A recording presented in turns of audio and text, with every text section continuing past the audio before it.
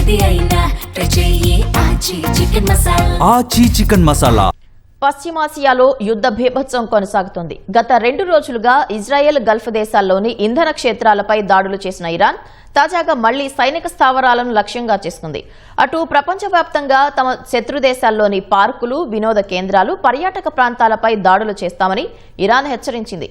అటు ఇరాన్పై తమకు విజయం కావాలన్న ట్రంప్ కాల్పుల విరమణపై చర్చలు జరపాలనుకోవటం లేదని స్పష్టం చేశారు.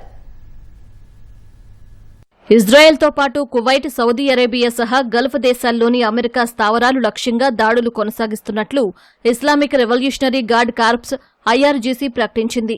టెల్ అవీవ్, ఆక్రే, హైఫాలోని సైనిక స్థావరాలపై దాడులు చేసినట్లు పేర్కొంది. కువైట్లోని అలీ అల్ సలేం వైమానిక స్థావరం, సౌదీ అరేబియాలోని ప్రిన్స్ సుల్తాన్ వైమానిక స్థావరంపై దాడులు జరిపినట్లు ఐఆర్జీసీ వెల్లడించింది. తూర్పు ప్రావిన్స్లో 3 డ్రోన్లను కూల్చివేసినట్లు సౌదీ అరేబియా రక్షణ మంత్రిత్వ శాఖ తెలిపింది. ఈ క్రమంలో భారీ పేలుడు శబ్దాలు ఆ ప్రాంతాలను కుదిపేశాయి. ప్రజలంతా సురక్షిత ప్రాంతాలకు వెళ్లాలని బహ్రెయిన్ అంతర్గత వ్యవహారాల మంత్రిత్వ శాఖ కోరింది. ఇరాన్ క్షిపణులు, డ్రోన్లను తమ రక్షణ వ్యవస్థలు అడ్డుకుంటున్నట్లు యూఏఈ సర్కార్ వెల్లడించింది. ఇజ్రాయెల్ ఉత్తర ప్రాంతంలోని లక్ష్యాలపై వరుస దాడులు చేసినట్లు హెజ్బుల్లా తెలిపింది. లెబనాన్లోని మరూన్ అల్ రాస్ నగరానికి సమీపంలో ఇజ్రాయెల్ సైనికులపై దాడులు జరిగాయి. అటు ఉద్రిక్తతల కారణంగా జెరూసలేంలోని అల్ అక్సా మసీదును శుక్రవారం మూసివేశారు. 1967 తర్వాత ఈ మసీదు ప్రాంగణాన్ని ఈద్ ఉల్ ఫితర్ ప్రార్థనలు చేసేందుకు వీలు లేకుండా మూసివేయడం ఇదే తొలిసారి. ఇరాన్పై అమెరికా, ఇజ్రాయెల్ దాడులు కొనసాగించాయి. టెహ్రాన్ వ్యాప్తంగా భారీ పేలుళ్ల శబ్దాలు వినిపించాయి. అటు లెబనాన్పై ఇజ్రాయెల్ దాడులు కొనసాగించింది. దక్షిణ లెబనాన్లోని నబాతియే జిల్లాలో ఉన్న కఫర్ తెబ్నిట్పై వైమానిక దాడి చేసింది. అటు కొత్తగా సిరియాపైన ఇజ్రాయెల్ విరుచుకుపడింది.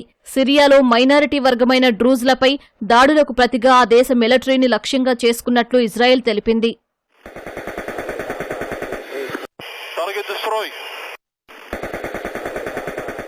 ఇరాన్ ప్రజలను ఉద్దేశించి ఇరాన్ కొత్త సుప్రీం లీడర్ ముస్తఫా ఖమేనీ మరో సందేశం విడుదల చేశారు.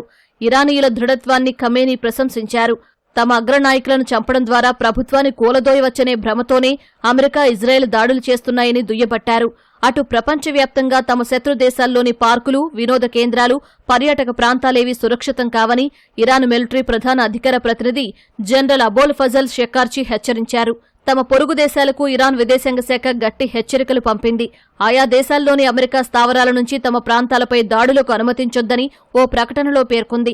ఒకవేళ దాడులను అనుమతిస్తే ఆయా దేశాలు కూడా యుద్ధంలో పాల్గొంటున్నట్లుగా పరిగణిస్తామని హెచ్చరించింది. ఇరాన్ మిలిటరీ సామర్థ్యాలను నాశనం చేశామన్న ఇజ్రాయెల్ ప్రధాని నెతన్యాహు వ్యాఖ్యలను ఐఆర్జీసీ తోసిపుచ్చింది. యుద్ధం జరుగుతున్నప్పటికీ తాము క్షిపణులను ఉత్పత్తి చేస్తూనే ఉన్నామని చెప్పింది. తమ వద్ద సరిపడా నిల్వలు ఉన్నాయని, యుద్ధాన్ని త్వరగా ముగించాలని ఇరాన్ కోరబోదని ఐఆర్జీసీ స్పష్టం చేసింది. ఇరాన్పై పైచేయి సాధించామని అమెరికా అధ్యక్షుడు డొనాల్డ్ ట్రంప్ మరోసారి వ్యాఖ్యానించారు. ఇరాన్ నౌకాదళాన్ని, వాయుసేనను, విమాన విధ్వంసక సామగ్రిని, రాడార్, చివరికి నాయకులను కోల్పోయిందని చెప్పారు. ఇరాన్పై తమకు విజయం కావాలన్న ట్రంప్ కాల్పుల విరమణపై చర్చలు జరపాలనుకోవడం లేదని తేల్చి చెప్పారు. ఇదే సమయంలో నాటో తీరుపై ట్రంప్ అసహనం వ్యక్తం చేశారు. ఇరాన్పై యుద్ధం చేసేందుకు తమతో కలిసి రాని నాటో కూటమి దేశాలపై ట్రంప్ అక్కసు వెళ్లగక్కారు. నాటో దేశాలు పిరికి పందలని, వారి వైఖరిని గుర్తుపెట్టుకుంటామని ట్రూత్ సోషల్ పేర్కొన్నారు. అమెరికా లేకపోతే నాటో కేవలం ఒక పేపర్ టైగర్ మాత్రమేనని ఎద్దేవా చేశారు.